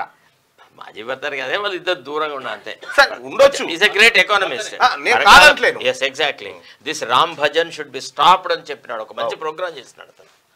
రైట్. చెన్నైపై సన్ రైజర్స్ గెలుపు. ఆల్ ఇండియా పెర్ఫార్మెన్స్ తో ఆల్రౌండర్ పెర్ఫార్మెన్స్ తో సన్ రైజర్స్ టీం సత్తా చాటింది. ఉప్పల్లో శుక్రవారం జరిగిన మ్యాచ్ లో 6 వికెట్ల తేడాతో సిఎస్కేను ఓడించింది. సిఎస్కే 20 ఓవర్లో 165 పరుగులు చేసింది. సన్ రైజర్స్ 18.1 ఓవర్లోనే 166 స్కోర్ చేసి విజయం సాధించింది. ఇక రేవంత్ కు రాజకీయాలపై తప్ప రైతులపై ప్రేమ లేదు. రైతు సత్యాగ్రహ దీక్షలో బీజేపీ నేతలు. కాంగ్రెస్ 14 ఎంపీ సీట్లు గెలిస్తే రాజకీయాల నుంచి తప్పుకుంటా బీజేఎల్పీ నేత మహేశ్వర్ రెడ్డి. కాంగ్రెస్ పార్టీ 14 ఎంపీ సీట్లు గెలిస్తే రాజకీయాల నుంచి తప్పుకుంటా, 15 గెలిచింది అనుకునే 14 అన్నగా అంటాడు. మళ్ళా అది వచ్చింది బాధ. కవితను విచారించనున్న సిబిఐ. పర్మిషన్ ఇచ్చిన స్పెషల్ కోర్టు వచ్చే వారం నుంచే ఛాన్స్. అసలు కవిత గారు ఇప్పట్లో ఏమైనా మేము చూసే అవకాశం ఉందా ఆమెను బయట? అంటే ఒకటేమంటే ఇప్పుడు మొన్న సంజయ్ సింగ్ కి బెయిల్ ఇచ్చారు, అది ఆప్ ఆద్మీ రాజ్యసభ లీడర్ కి. తర్వాత రెండోది ఏంటంటే సెక్షన్ 45 ది పిఎంఎల్ యాక్ట్ని ఇంకొక రకంగా ఇంటర్ప్రిట్ చేసినారు. మూడోది ఏంటంటే కవితను తర్వాత కేజ్రీవాల్ను ఒకే సందర్భంలో అరెస్ట్ చేసినారు, ఒకే అంశం మీద అరెస్ట్ చేస్తున్నారు. అంటే ఒక సర్వింగ్ ముఖ్యమంత్రిని జైల్లో పెట్టొచ్చా, that at a time when the elections are happening. అతను ఒక పార్టీకి అధ్యక్షుడు కాబట్టి ఏదన్నా బెనిఫిట్ జరిగితే కేజ్రీవాల్ను రిలీజ్ చేయడంలో కనుక కొంత వెసులుబాటు అంటూ ఒకవేళ కోర్టు ప్రతిపాదించే పక్షంలో కవితకు కూడా బెనిఫిట్ జరిగే అవకాశం ఉంది. ఇదే చాలా దారుణమైన విషయం. తర్వాత రెండోది ఏంటంటే మల్లన్న గారు, మన ఈ ఏదైతే ఎన్నికల ప్రణాళికలో ఏదైతే మనం మేనిఫెస్టో విడుదల చేసినామో అందులో బెయిల్ విషయం కూడా చాలా ముఖ్యమైన విషయం ప్రతిపాదించినారు.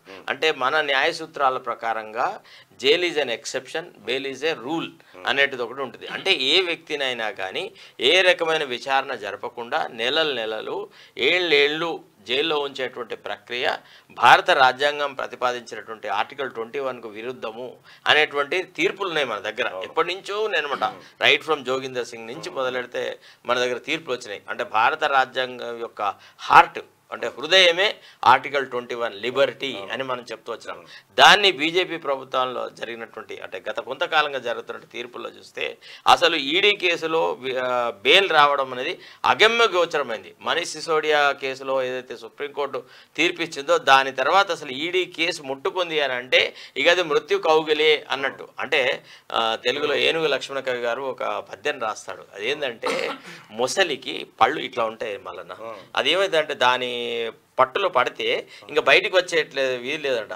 దాన్నే ఏనుగు లక్ష్మణకారు అంటారు మకిరి ముఖాంతరస్తమగు మాణిక్యమును పెకిలించవచ్చు. అంటే ఇట్లా పట్టుకున్న దాన్ని కూడా బయటికి తీయొచ్చు అంటాడు, కానీ మూర్ఖుడి మనసు రంజింపలేము అంటాడు.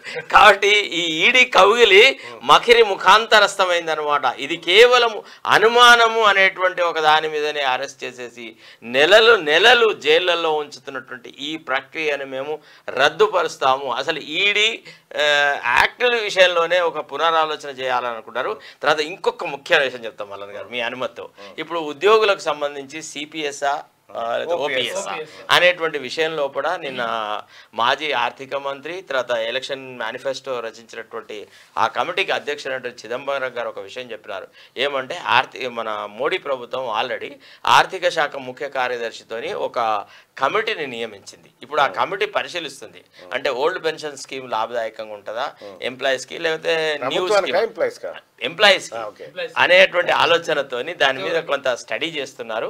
ఆ స్టడీ రిపోర్ట్ సుప్రీంకోర్టు వచ్చిన తర్వాత కాంగ్రెస్ పాలిత ప్రాంతాల్లో చాలా చోట్ల ఓల్డ్ పెన్షన్ స్కీమ్ అమలు పరిచారు. ఫర్ ఎగ్జాంపుల్ రాజస్థాన్లో, తర్వాత వేరే ప్రదేశాలలో. సో ఆ స్కీమ్ను తీసుకురావాలంటే దానికి మేము కట్టుబడి ఉన్నాము అని చెప్తున్నారు. కాబట్టి ప్రభుత్వ ఉద్యోగులకు చేతులెత్తి దండం పెట్టేది అంటే పొరపాట్లో కూడా మీరు ఇంకొక రకంగా ఆలోచించకండి. రాజస్థాన్లో ప్రభుత్వం మారిన మరుక్షణమే ఓల్డ్ పెన్షన్ స్కీమ్ అయితే అశోక్ గెహ్లాట్ తీసుకొని వచ్చినాడో దాన్ని మళ్ళీ మార్చి పారేసి మళ్ళీ న్యూ పెన్షన్ స్కీమ్ అనేది తెచ్చినారు. కాబట్టి బీజేపీకి ఓటు వేయడం అంటే మీ కంట్లో మీరే వేలు పెట్టుకోవడము అనేది చెప్పాల్సిన విషయం. లత్కోర్లు రాజ్యమేలుతున్నారు. అసమర్థులు, చవటలు, దద్దమ్మలు ఉన్నందునే ఇవాళ ఈ పరిస్థితి. నీళ్ళు ఇవ్వడం ఈ రండలతోని కాని పని. ఎవరైనా 18 సంవత్సరాలు నిండినటువంటి పిల్లలు ఎవరైనా ఉంటే దయచేసి, నిండనటువంటి పిల్లలు ఎవరైనా ఉంటే దయచేసి ఒక 2 నిమిషాల పాటు ఈ ఛానల్ చూడకండి అని చెప్పి హెచ్చరిక. ఎందుకంటే ఇందులో పదాలు కాస్త అభ్యంతరకరంగా సమాజం తలదించుకునేటువంటి పదాలు ఉంటాయి. లత్కోర్లు రాజ్యమేలుతున్నారు అంటే చెప్పలేదనేరు. మళ్ళీ మేము చూసేసినాం అయిపోయిందంటే కాదు, ముందే హెచ్చరిస్తున్నాం, దయచేసి చూడకండి. అసమర్థులు, చవటలు, దద్దమ్మలు ఉన్నందునే ఇలా ఈ పరిస్థితి. నీళ్ళివ్వడం ఈ రండలతోని కాని పని. కాంగ్రెస్ పై కేసీఆర్ కామెంట్లు. ఇది మనిషి సృష్టించిన కృత్రిమ కరువు. ఎకరాకు 25,000 పరిహారం ఇవ్వాలి, బోనస్ ఇవ్వకుంటే పులుల్ లెక్క గొంతు కొరికి సంపుతాం. వీళ్లకు కాళేశ్వరం గురించి ఎంటిక కూడా తెలియదు. 50,000 మందితో పోయి రిజర్వాయర్లు నింపుతా, నేతన్నలకు నీళ్ళివ్వకుంటే రాష్ట్రాన్ని రణరంగం చేస్తామని వ్యాఖ్య. కరీంనగర్ సిరిసిల్లలో కేసీఆర్ పర్యటన. పాత తెలంగాణ పునరావృతమైందని, ఇందిరమ్మ రాజ్యంలో ఇగిలిచ్చినట్టు అయిందని, నీటి నిర్వహణ తెలియని లత్కోర్లు రాజ్యమేలుతున్నారని బీఆర్ఎస్ అధినేత కేసీఆర్ కామెంట్ చేశారు. అసమర్థులు, చవట దద్దమ్మలు రాజ్యంలో ఉన్నారు కాబట్టే ఇలా ఈ పరిస్థితి వచ్చింది. నీళ్ళు ఇవ్వడం ఈ రండలతోని కాదు అని విమర్శించారు. అయితే ముఖ్యమంత్రి కేసీఆర్ గారు మాట్లాడిందా లేదా అని మళ్ళీ కొత్త పంచాయతీ. ఎందుకు, ఆయన బయట చూపిస్తే అయిపోతుంది కదా ఏం మాట్లాడిందో సార్ అనేది. ఎక్కడుందనా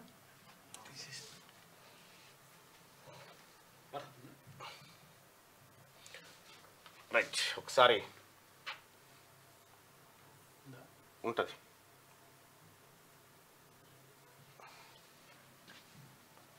బీజేపీకి ఒక ముట్టిముఖం ఉన్నారండి ఈ రాష్ట్రంలో. ఏంటంటే బీజేపీ నాకు అర్థం కాదు. అంతకు ముందు బాబు కాళేశ్వరం గురించి, ఆ ప్రాజెక్టు గురించి వీళ్ళకి తోక తెలియదు, నాకు తొండ తెలియదు. ఇప్పుడు ఉన్నది ఏమీ తెలియదు, ఇంటికి కూడా తెలియదు. మీ లెక్క చిల్లర కథ వాడానంటే ఆ రోజు ప్రభుత్వం మా చేతులు లేకుండా ఏదైనా మా చిల్లర పని చేయలేదు మీలాగా. సరే సార్ దరిద్రుడు పోలేని చెప్పి కట్టినాం ప్రాజెక్ట్. నేను మాట్లాడిన కింద మన ఇంజనీర్లకు ఏమైందిరా ఈ సన్నాసులకు తెలివి, లేకపోతే మీ తెలివి ఏమి వచ్చింది, ఎందుకు ఎత్తలేదు నీళ్ళంటే సార్ మమ్మల్ని నిరోధించిండ్రు, అది ఏదో ఉన్న తోకమట్ట అని చెప్పి చిల్లర కుట్రతోని సన్నాసులా కూర్చొని నీళ్ళని వీకి. ఈ దద్దనలకు చేత కాకపోతే 50,000 మంది రైతులు నెంబడేసుకొని వీళ్ళని పండబెట్టి తొక్కుకుంటూ పోయి మేడిగడ్డ కాడ కూర్చేసుకొని కూర్చొని నేను నింపుతా మళ్ళీ ఇవన్నీ రంది పడకుండా అని చెప్పినండి.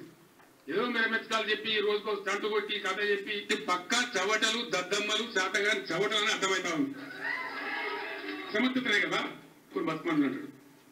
నిరోధం నమ్ముకొని బతకన్నారా కుక్కల కొడుకులారా. మీరు కొత్త పీక్ పడగొట్టింది ఏమి లేదు, ఇది కాదు. ఈ ప్రభుత్వమే లత్కోర్ల ప్రభుత్వం. అడ్డమైన మాటలు మాట్లాడి కొత్తది మీద అవుతుందా, పీక్తుందా, మీ సాధన అవుతుందా లేదా అదంతా వేసాగి పక్కా చవటలు, దద్దమ్మలు, చేతగాని చవటలని అర్థమవుతా ఉంది. అసమర్థ, అవివేక, చెవట విధానాల వల్ల, అర్భకత్వం వల్ల ఈ దరిద్రం మన రాష్ట్రానికి వచ్చింది. మళ్ళా సిగ్గు లేకుండా మళ్ళీ ఇయ్యాలో 4-5 హామీలు ఇచ్చారు.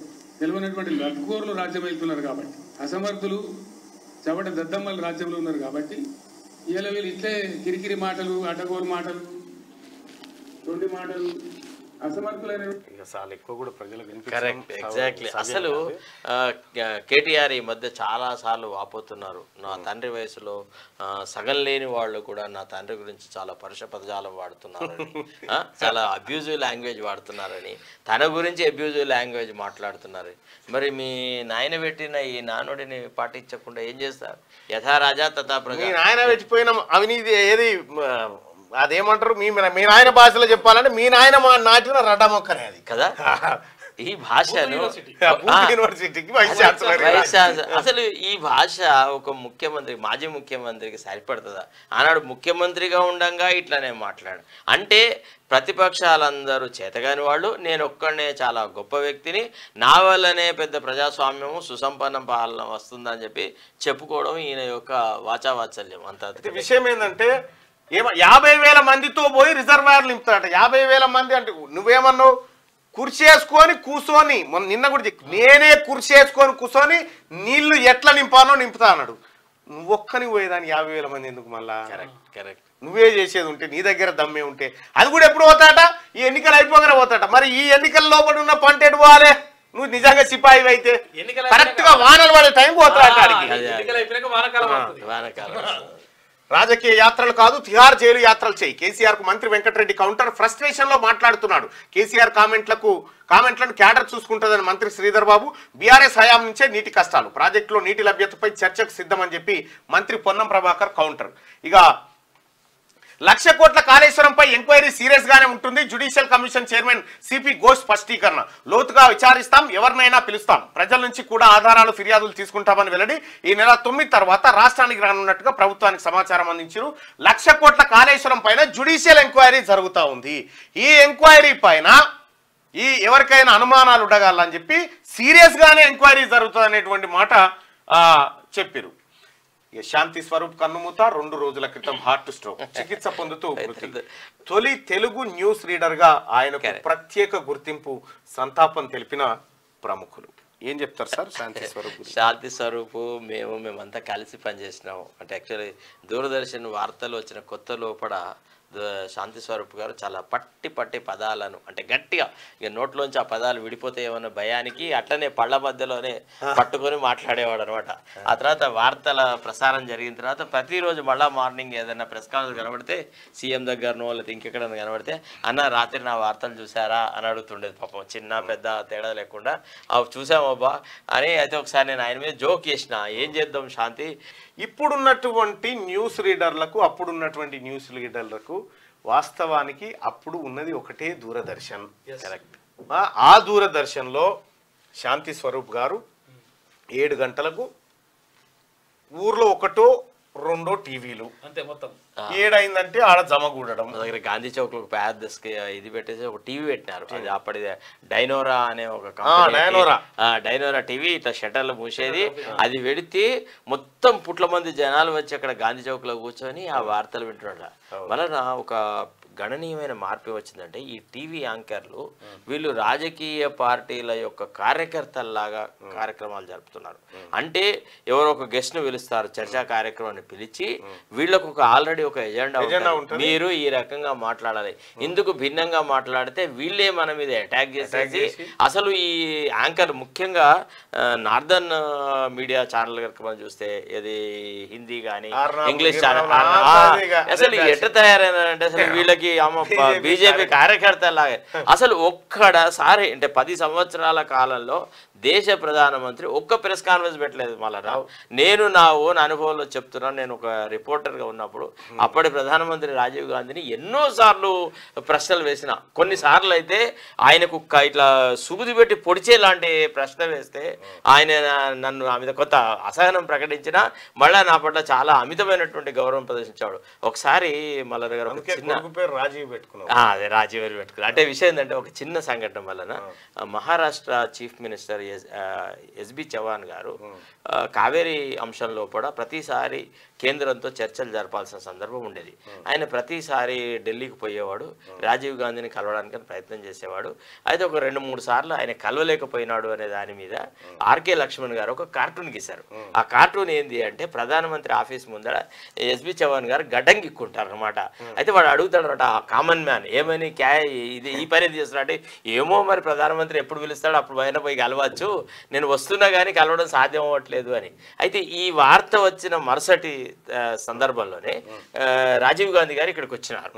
బేగంపేట ఎయిర్పోర్ట్ లో ప్రెస్ కాన్ఫరెన్స్ అయ్యేటప్పటికి నేనేం చేసిన, రాజీవ్ గాంధీని ఈ కార్టూన్ ఆధారంగా ఒక ప్రశ్న వేసినాను. Mister Gandhi, your style is different, you are highly inaccessible.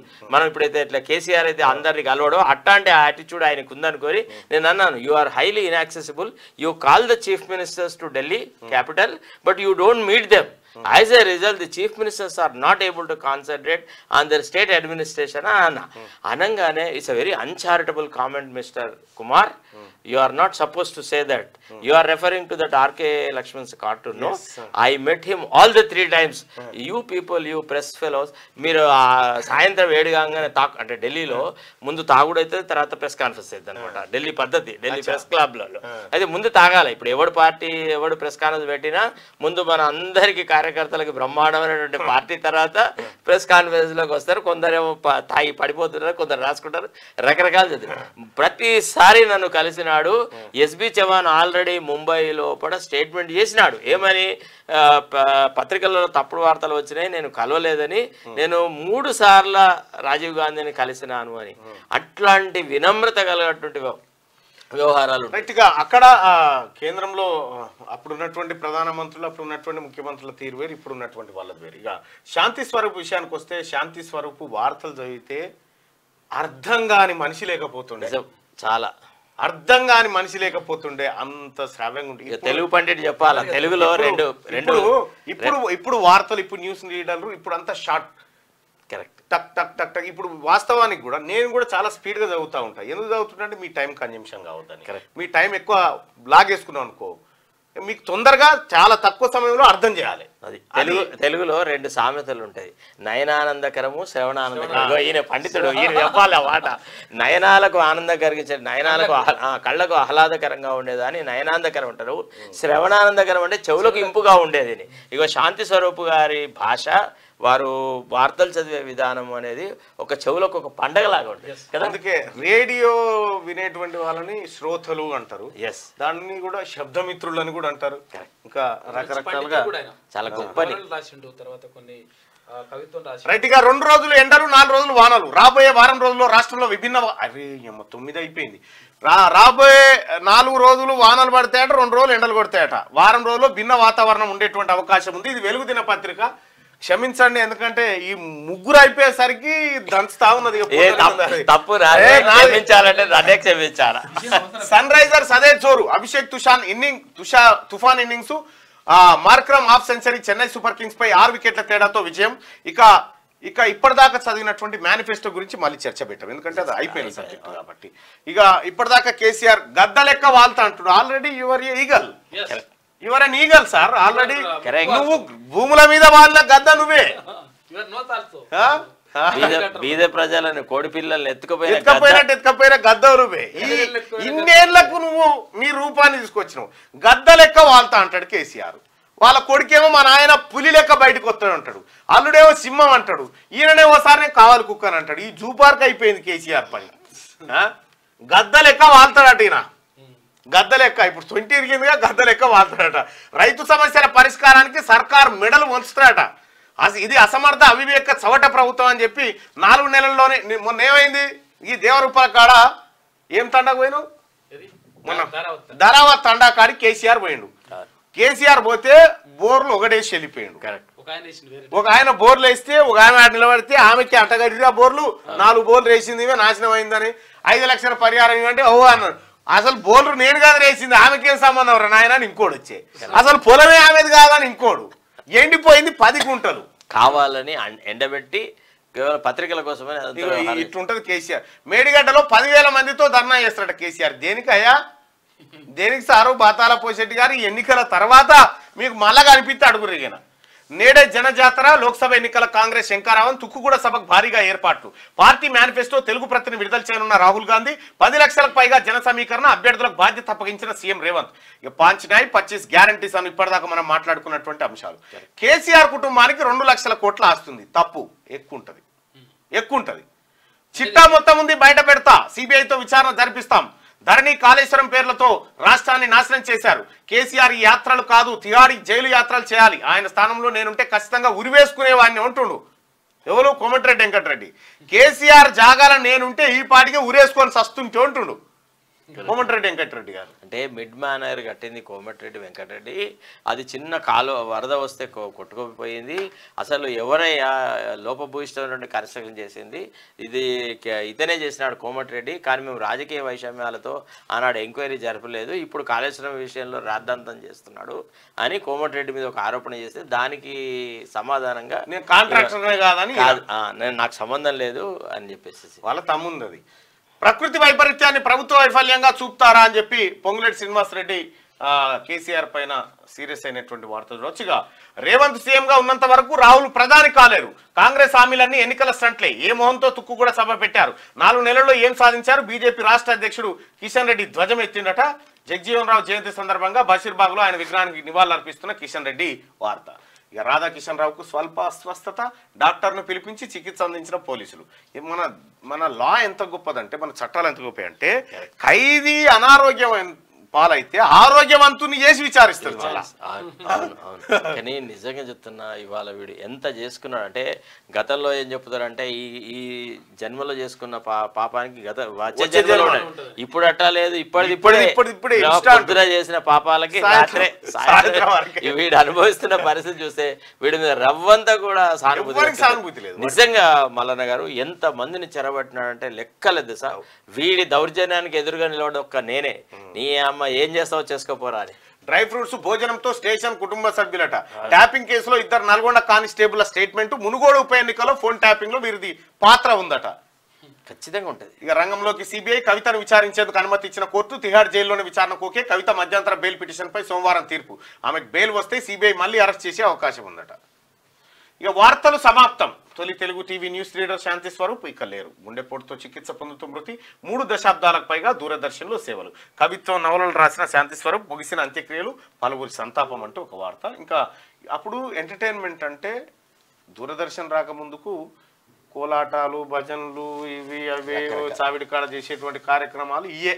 ఆడికి సాప తీసుకుపోవాలి, పర్వాలే, కూర్చుండాలి.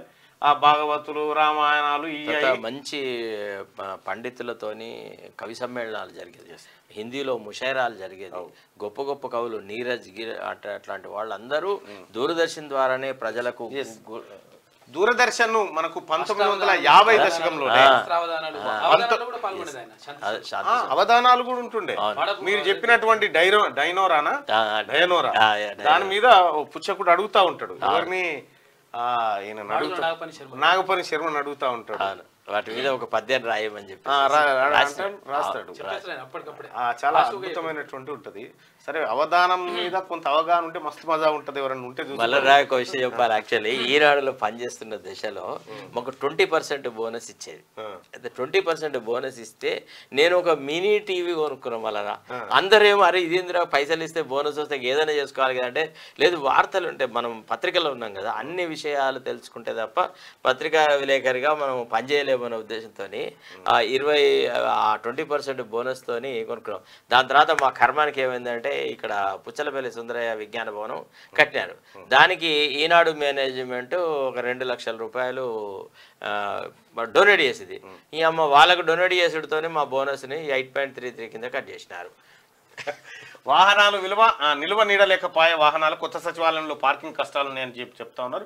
కొంచెం ఉన్న ప్రొటెస్ట్ క్యాన్సర్ ముప్పు. ఏటా 14 లక్షల కేసులు వస్తా ఉన్నాయట. ఇక నేడు వడగాళ్ళు, రేపు వర్షాలు పడే అవకాశం ఉందట రాష్ట్రంలో. ఇది ఆంధ్రజ్యోతి. ఇక ఆంధ్రజ్యోతి తర్వాత శనార్థి తెలంగాణ మెయిన్ ఎడిషన్ చూద్దాం.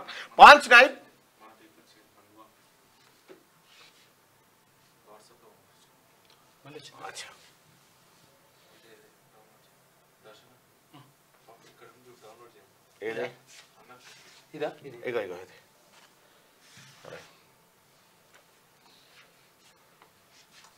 చలో రైట్. గా పాంచ్ న్యాయ్ 25 గ్యారంటీస్.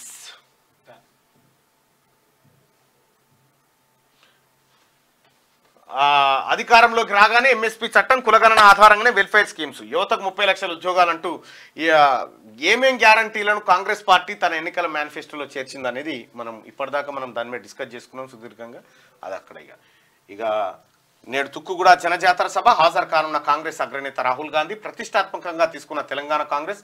భారీ ఏర్పాట్లు చేసిన టీపీసీసీ. చెన్నైపై హైదరాబాద్ గెలుపు. నిన్న హైదరాబాద్లో కాంగ్రెస్ హామీల అమలుకు నోట్లు ముద్రించే మిషన్లు పెడతారేమో, ముందు అసెంబ్లీ ఎన్నికల్లో ఇచ్చినవి అమలు చేయాలని చెప్పి కిషన్ రెడ్డి అంటా ఉన్నాడు. జనతా పార్టీ స్థాపనలో జగజీవన్ రామ్ దళితుడిని ప్రధాని కాకుండా అడ్డుకున్న కాంగ్రెస్. టీబీజేపీ అధ్యక్షుడు కిషన్ రెడ్డి ఇప్పుడు దళితుడే కదా కాంగ్రెస్ పార్టీ అధ్యక్షుడు. ఎమ్మెల్సీ కవితకు మరో చుక్కెదురు. విచారణ కోసం సిబిఐ పిటిషన్ అనుమతించిన రౌసెవెన్యూ కోర్టు. ఇక పొలంలోకి దింపిన కాంగ్రెస్. సీఎంగా 10 ఏళ్లు విర్రవీగిన కేసీఆర్. ప్రతిపక్షంలో కూర్చోబెట్టిన ప్రజల విలువ తెలుసుకున్న కాక. పొలం బాట పట్టిన కేసీఆర్. రైతన్నల గోస విన్న మాజీ సీఎం. ఎన్నికల తర్వాత మేడిగడ్డ ముట్టడికి పిలుపు. ప్రెస్ మీట్లో అదే అహంభావం. బూతులతో రెచ్చిపోయిన వైనం అంటూ కేసీఆర్కి సంబంధించి. సార్, ఇక్కడ ఈ ఒడ్ల గొలుసులు వంగినాయా లేచి నిలబడే చూడు. తాళైతే లేస్తుంది, వంగినంటే ఒడ్లైనా అట్లే. ఈ 10 ఏళ్ళు ట్రైలర్ మాత్రమే ఇంకా చేయాల్సి ఉందని చెప్పి ప్రధానమంత్రి నరేంద్ర మోడీ ఈ శాంతి స్వరూప్ కన్నుమూత 2 రోజుల క్రితం గుండెపోటు. ఫైనాన్సర్ల ఆగడాలకు యువకుడు బలి, కిస్తీలు కట్టలేదని పరిగెత్తించి కొట్టిన వైనం, కాలు జారి మినీ ట్యాంక్ బండ్లో పడిన వినయ్. బీజేపీకి బిగ్ షాక్, కాంగ్రెస్లో చేరిన కూనా శ్రీశైలం గౌడ్ అంటూ ఒక వార్త. సో ఇది శనార్థి తెలంగాణ ప్రధానంగా వార్తలు. కొత్త ఏమన్నా వార్తలు మనకు ఎదురైతే వాటిని తీసుకుందాం. దిశ ఎందుకంటే ఇప్పటిదాకా చర్చించిన అంశాలు మళ్ళీ చర్చించడం కంటే యూపీఐతో ఏటీఎంలో నగదు డిపాజిట్ త్వరలోనే అందుబాటులోకి RBI governor Shaktikanta Das. Hyderabad all round show. నిన్న ముఖ్యమంత్రి రేవంత్ రెడ్డి గారు కూడా క్రికెట్కి హాజరైండు. కథనోత్సాహం, పార్టీ జేత్రయాత్ర, జనజాతర, సభ నాంది. హైదరాబాద్లోనే అతి తక్కువ పోలింగ్, దేశంలోనే రికార్డు. 2019 పార్లమెంట్ ఎన్నికల్లో 44.84%. సికింద్రాబాద్ మల్కాజ్గిరి చెవెళ్లలో 50% లోపే. ఆందోళన వ్యక్తం చేసిన ఈసీ ఈసారి పర్సంటేజ్ పెంచేందుకు చర్యలపై అవగాహన. ఇప్పుడు ఒకసారి 2 సార్లు ఓటు వేయకపోతే వాళ్ళ ఓటు రద్దు చేయాలి సార్. అంతేకాదు, ఇంకోటి ఏంటంటే ప్రభుత్వ పరంగా జరిగేటువంటి కార్యక్రమాలు ఏటికి కూడా వీళ్ళని అనర్హులుగా ప్రకటించాలి. ఎందుకంటే ఒక సిటిజన్స్ రైట్స్ అనేది భారత రాజ్యాంగంలో పొందుపరిచింది. ఒక మంచి ప్రభుత్వాన్ని ఎన్నుకోవాలన్నప్పుడు ఓటర్ తన వినియోగించుకోవాలి. అంతేకాదు తన విచక్షణను కూడా ప్రదర్శించాలా. హక్కే కాదు, బాధ్యత కూడా. అదే కదా అక్కడ. అందుకే ఒక ఇంగ్లీష్ నానుడి ఏంటంటే ఓటర్ల యొక్క నిర్లిప్తత వల్లనే అసమర్థులు రాజ్యం ఏలుతున్నారు అని. ఎందుకంటే ఇప్పుడు ఈ ఎన్నికల విధానం అనేది చాలా డబ్బుతో కూడింది, దుర్మార్గుల చేతుల్లోకి పోవడానికి కారణం కూడా ఓటర్ల యొక్క నిర్లిప్తత. దయచేసి చదువుకున్న వాళ్ళందరూ ఆ రోజు ఓటు వేయడానికి రావాలి. తర్వాత రెండోది ఏంటంటే ఈ ఓటింగ్ టైం లోపల మళ్ళన్న ఈ అంటే ఈ ఎంజాయ్మెంట్ ప్రోగ్రామ్స్ ఉంటాయి కదా, వాటన్నిటి ఖచ్చితంగా బంద్ పెట్టాలి. వాళ్ళని బై ఫోర్స్గా అంటే మెడలు పెట్టి నెట్టి పోయి ఓటు వేసి రాపో అని మా అక్క చెల్లెమ్మలు అందరికీ మేము దండం పెట్టి చెప్తున్నాం. మీ ఆయనే కనుక ఓటింగ్ వేసేటనాడు బీర్ బాటలో లేకపోతే విస్కీ బాటలో ఓపెన్ చేసుకొని బజ్జీలు చేయి తింటా అది అంటే మాత్రం అదే నీ కొట్టి నువ్వు ఓటు వేసి వచ్చి మరక చూపెడితేనే నీకు ఎవరు అనేటువంటి పరిస్థితి తీసుకొస్తే ఇది మహిళలు సాధించాల్సిన ఘన విజయం. రైట్గా ఇంకా 100 రోజులు పూర్తి కాలేదా, ఇప్పటికీ గ్యారంటీలు నెరవేర్చని రాష్ట్ర ప్రభుత్వం అంటూ కిషన్ రెడ్డి తెలంగాణ రాష్ట్ర ప్రభుత్వాన్ని అడుగుతుంది. ఇక ట్యాపింగ్ నిజాలు బయట పెడతా, 2-3 రోజుల్లో క్లారిటీ ఇస్తా. సవట దద్దమ్మలు రాజ్యం వెళ్తున్నారు, సాగునీరు ఇచ్చే సోయి ప్రభుత్వానికి లేదు, నిరోధులు అమ్ముకోమంటారా కుక్కల కొడుకుల్లారా. ఎన్నికల తర్వాత 10,000 మందితో కలిసి మేడిగడ్డ కరీంనగర్ పర్యటనలో బాతాల పోషెట్టి ఎండిన పంటల పరిశీలన. ఫోన్ ట్యాపింగ్ ఎవరు చేయించారో ఎవరిని అరెస్ట్ చేయాలో చెప్తాడట ఈయన. నువ్వు ఎవడివా చెప్తాను, నీకేం అధికారం ఉంది ఎవరిని అరెస్ట్ చేయాలనేది? పోయేది నువ్వే. ఈ ఫోన్ ట్యాపింగ్ ఉత్సు బిగుస్తుందని కేసీఆర్ కు పిచ్చలేసి పిచ్చి పిచ్చిగా మాట్లాడుతున్నాను. అదే ఒక రకమైన అపభ్రంశలోకి వస్తారంట. అంటే మన సాంప్రదాయం ప్రకారంగా చనిపోయే కంటే ఒక 24 గంటల ముందు మనిషి మతి తప్పుతాడంట. తప్పేసేసి ఏది పడుతుందే మాట్లాడతాడు.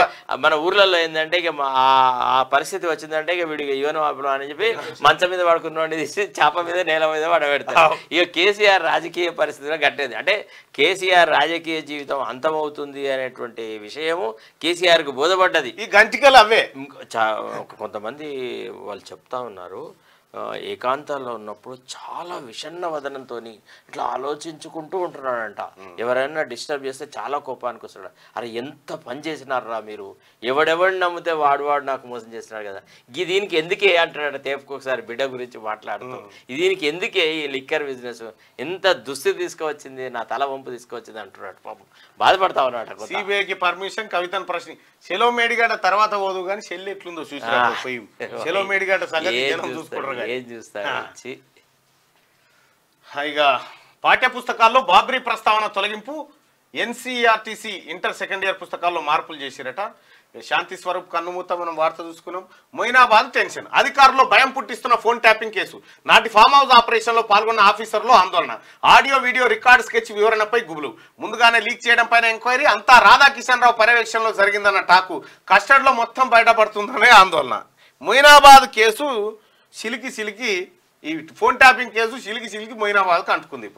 ఇప్పుడు మొయినాబాద్ ఒకటే కాదు, ఇంక ఎన్ని వెళ్తాయో చాలా చాలా చాలా కరోనా అంటించి చంపేస్తా. అంతేకాదు నిశ్చితంగా పరిశీలిస్తే ఆనాడు 12 మంది ఎమ్మెల్యేలను బీఆర్ఎస్ ఫోల్డ్లోకి దించుకోవడానికి కూడా ఫోన్ ట్యాపింగే ఉపయోగపడ్డది. ఎమ్మెల్యేలు తమలో తాము మాట్లాడుకుంటున్నప్పుడు ఇట్లా నాకు ఆఫర్ వచ్చింది అంటే నాకు ఆఫర్ వచ్చింది, మనం పోదామా, పోతే ఏం జరుగుతుంది, జిల్లాలలో ఏం జరుగుతుంది, నియోజకవర్గంలో ఎట్లా జరుగుతుంది, ప్రజలు వ్యతిరేకిస్తే ఏం చేసుడు అని వాళ్ళు మాట్లాడుకున్న మాటలన్నీ విని ఎవరికైతే ధైర్యం ఉందో వాళ్ళందరితో మాట్లాడి స్వతహా మెయిన్గా ఏంటంటే సబితా ఇంద్రారెడ్డిని ట్రాప్ చేయాలన్న ఆలోచనతోనే సబితా ఇంద్రారెడ్డి ద్వారా మొత్తం రాజకీయ తతంగం అంతా నడిపినాడు కేసీఆర్. రైట్గా కరోనా అంటించి చంపేస్తా బాధితుడిని బెదిరించిన రాధాకిషన్ రావు కూకట్పల్లి కేసులో A1గా చేర్చిన పోలీసులట. కరోనా అంటించి చంపేస్తానట రాధాకిషన్ రావు. అవును అవును దీనికి ఏదైనా వేరేది అంటించి పెద్దది అంటించి చంపేయాలి నీ దొంగ. రాధాకిషన్ కు అస్వస్థత ఉంచి ఉన్నాడు, పీకితే పీకిండా ఎవరికెక్కడికి వచ్చిండు. రాధాకిషన్ అస్వస్థతతో ఇప్పుడు జనానికి ఏమైనా ఆందోళన ఉన్నది? ఎందుకు పనికి రానోడు ఏడున్నాక అంతే అంతే అంతే. 50% మించి రిజర్వేషన్లు ఎస్సీ ఎస్టీ ఓబీసీలకు కోటా పెంపంటూ మేనిఫెస్టోకి సంబంధించినటువంటి అంశాన్ని ఈనాడులో కూడా మనం ప్రధాన వార్తగా చూడొచ్చు. మళ్ళీ పూర్తి స్థాయి రాష్ట్రంగా జమ్మూ కాశ్మీర్ విద్యా రుణాలు కూడా మాఫీ చేస్తామని చెప్పి కాంగ్రెస్ పార్టీ చెప్పింది. ఇక తెలంగాణ నుంచే ప్రచార బేరి నేడు తుక్కుగూడలో కాంగ్రెస్ జనజాతర సభ మేనిఫెస్టో తెలుగు ప్రతిని విడుదల చేయనున్న సీఎం రేవంత్ రెడ్డి, రాహుల్ గాంధీ 10 లక్షల మంది వస్తారని ఏర్పాట్లు చేస్తా ఉన్నారు. ఇక ఈ ప్రభుత్వ భరతం పడతాం, రాష్ట్రం రణరంగమైనా మేము పోరాటాలకు సిద్ధం. ప్రజలకు ఎగనామం పెట్టిన సర్కార్ ఇది. పాలకుల చేతగానితనం వల్లే కాళేశ్వరం జలాలు ఎత్తిపోయలేదు. ఈ ముఖ్యమంత్రితో కాకుండా నేనే కుర్చీ వేసుకొని కూర్చొని మోటార్ను నడిపించి నీరందిస్తా సార్. ఓకే, త్వరలో 50,000 మంది రైతులతో మేడిగడ్డకు వెళ్తా. త్వరలో అంటే ఎప్పుడు సార్ అంటే ఈ ఎలక్షన్. ఎందుకు ఈ ఎలక్షన్ ముంగట ఈ మాట చెప్పినట్టు ఇప్పుడు ఓట్లు పడాలిగా. ఓట్ల కోసం డ్రామా అయినా పోయేది లేదు, పియ్యేది లేదు. జూన్ 9 తర్వాతనే కదా. విషయం ఏంటంటే ఇంకా నాకు ఇదో భయం అవుతుంది. ఇప్పుడు వాతావరణ శాఖ చెప్పగా 2 రోజులు వడగాల్పులు ఉంటే 4 రోజులు వర్షాలు పడతాయి. కేసీఆర్ పామోలకి కాలు బయట పెట్టిన వానలు పడుతున్నాయి చెప్తాను. పుట్టుకున్నాయి పడ్డాయి ఉత్తర తెలంగాణలో అట్లా. రష్యాకు చావు దెబ్బ, ఉక్రెయిన్ డ్రోన్ల దారిలో 6 యుద్ధ విమానాలు ధ్వంసం. ఇంద్రమిల్లకు హడ్కో నిధులు 3,000 కోట్ల రుణం మంజూరుకు అంగీకారం. తొలి దశలో 850 కోట్లు విడుదలకు నిర్ణయం. కాంగ్రెస్ 6 గ్యారంటీలను అమలు చేయాలి, భాజపా నేతల డిమాండ్. జిల్లా కేంద్రాల్లో సత్యాగ్రహ దీక్షలు చేయబోతా ఉన్నారట. మళ్ళా వీడెవడో డిమాండ్ చేయాల్సిన అవసరం లేదు. మన కాంగ్రెస్ పార్టీలోనే కార్యకర్తలు ఉన్నారు. మన వాళ్ళే మనకు ప్రతిపక్షం కంటే ఎక్కువగా మన నాయకులను నిలదీస్తారు. హామీల అమలు విషయంలో కూడా ఎవడో ప్రతిపక్షం వాడు వచ్చి ఏం చేయాల్సిన అవసరం లేదు, మనం సరిపోతాం. జైల్లో కవితను విచారించడానికి సిబిఐ అనుమతి ఇచ్చిందట. ఇక మీరు ప్రధాన పేజీకి తీసుకురాకపోరు ఈ వార్త. ఆమెని ఏం పెద్దగా ప్రజల్లో ఆందోళన లేదు, ఎవరికేం ఇంట్రెస్ట్ కూడా లేదు. దయ్యం పాయసం తిన్నా ఒకటే, కవితమ్మ ఆడ పాయసం తిన్నా మాకేం సంబంధం లేదు. పాత సమస్యలకు కోడ్ అడ్డు కాదుగా. ధరణి దరఖాస్తుల పరిష్కారం ఇప్పుడు వానాకాలంలోపు పుస్తకాలు కోరుతున్న రైతులట. ధరణి సమస్యలు ఇంకా అట్లే ఉన్నాయి. ఊరట బావులు రాష్ట్రంలో చాలా చోట్ల భూగర్భ జలాలు అడగంటి పంటలు ఎండుతున్న పరిస్థితులే కనిపిస్తున్నాయి. కానీ నారాయణపేట జిల్లా మరికల్ మండలం వెంకటాపూర్ గ్రామ రైతులు మాత్రం ఊట బావులతో ఊరట చెందుతా ఉన్నారట. ఇక తెలంగాణ సలసల మసులుతుంది 43.5 డిగ్రీల ఎండతోటి. ఇదైతే కరెక్ట్. ఏమో ఘోరమైన ఎండలు. అసలు ఎన్నికల ప్రచారం అంటేనే గజగజ వణుకుతుంది. అదే నమస్తే తెలంగాణ. ఎర్రటెండలో ఎండిన పొలంలో ఎర్రటెండలో తోడు పెట్టుకోలే. చూడు వీడంటే ప్లానింగ్ కమిషన్ కు వైస్ చైర్మన్ అట. ఈ అమ్మ వీడంతా వేస్ట్ గా అడుక్కోలేడు, వీని పెట్టుకునే వాడు నాశనం. ఇక తోబి పెట్టుకుని ఎర్రటెండలో ఎండిన పొలంలో కేసీఆర్. ఈ టోబి తీసేస్తే ఈయనకి ఎండ తాకినట్లు లెక్క. కరెక్ట్. సల్లని సాయంత్రం ఉప్పల్ స్టేడియంలో. ఇగో కాదు, ఈయన ప్రజల సమస్యల కాడుంటే ఈయన ఆట విడుపులు ఉన్నాడని చూపించదలుచుకుంది ఈమె భావన ఇది అన్నట్టు. ఈమె ఎవరు ఉండే కళ్యాణ్ జ్యువెలర్స్, అదే సినిమా యాక్టర్స్ రష్మిక గది సార్. నమస్తే తెలంగాణకు మాట్లాడుకోవడానికి కంచికి దారి మంగళ గౌరి, తీయాడుకు ఈ మంగళ గౌరి. మేనిఫెస్టో ద్వారా ప్రజల నమ్మకాన్ని ఇప్పటికే తెలంగాణలో చూరగొన్నది. దేశవ్యాప్తంగా ప్రజలకు 5 న్యాయాలతో పాటు 25 గ్యారంటీలను ప్రజల ముందుకు తీసుకొచ్చింది కాంగ్రెస్ పార్టీ. ప్రజలారా ఒకటైతే నిజం, ఆ తల్లి సోనియా గాంధీ కుటుంబం మాట చెప్తే ఆ మాట కట్టుబడి ఉంటుంది. ఇది నమ్మాల్సినటువంటి అంశం. మల్లన్న గారు ఇంకొక లాస్ట్ మాట ఏంటంటే మీ వ్యూవర్స్ కి అందరికి క్యూరియస్ వారికి అందరికి మరొక్కసారి క్షమాపణ చెప్పుకున్నా ఇవాళ అయిపోయింది చేసినావు మాకు అర్థమైంది నీ సంగతి లోపలిపోయినాక చెప్తావు